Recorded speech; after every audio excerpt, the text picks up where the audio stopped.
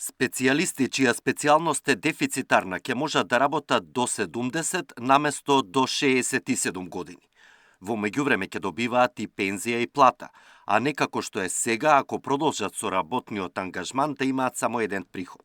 Ќе си го задржат и факсимилот, а директорот на здравствената установа ќе мора да докаже пред Министерството и фондот дека навистина има потреба од тој специјалист. Ова е една од измените на Законот за здравствена заштита.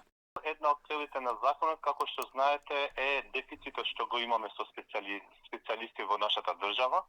Значи, со ова измена ќе може да се пополни тој дефицит кој што моментално реално се соочуваме како институција.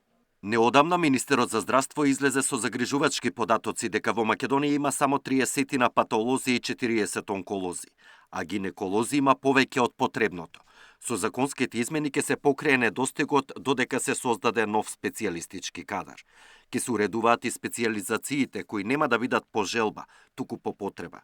Вработувањата треба да се реализираат според рангирање, а најдобрите студенти, доколку се пријават на конкурс, веднаш да се вработат без тестирање. Александар Динев, Сител телевизија.